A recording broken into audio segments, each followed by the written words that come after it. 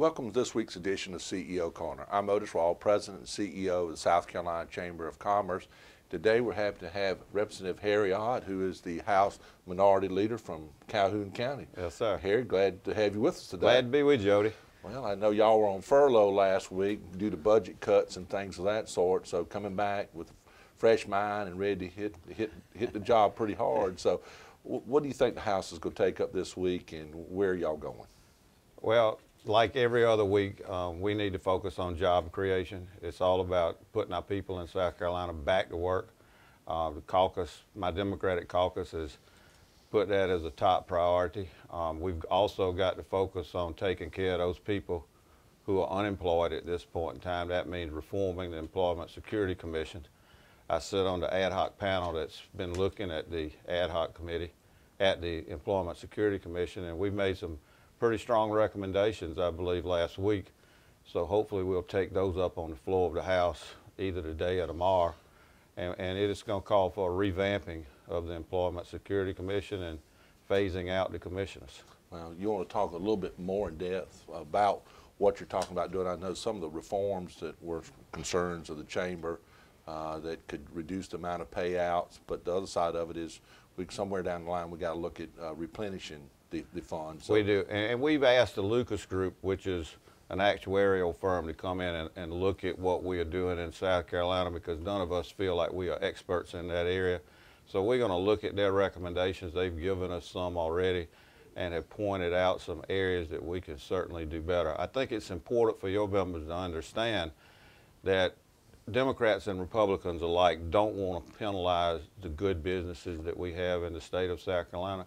We've got a lot of firms that have positive fund balances in the unemployment fund, and we don't want to force them to pay more to make up for those businesses who are running pretty significant negative fund balances. So I think when we look at it, hopefully we'll find a way to make sure that those good businesses who haven't been exploiting the funds remain the same, and we will probably have to look at a way of getting those that are in negative situations back into positive situations. Gotcha.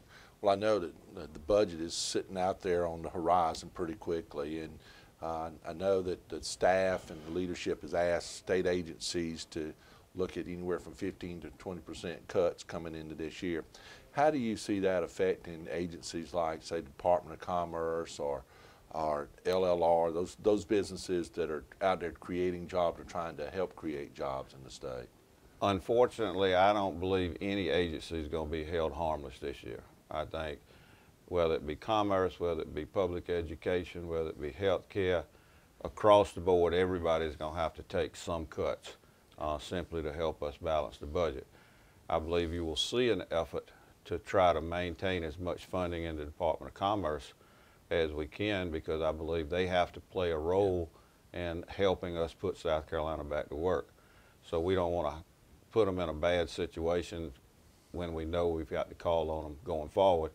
Having said that, I do believe they need to count on some cuts just like everybody else. Well, I know that as we go around the state and we talk to our businesses and all, one of their concerns is having a skilled workforce and making sure that we graduating kids not only from high schools but also our technical colleges and four-year universities.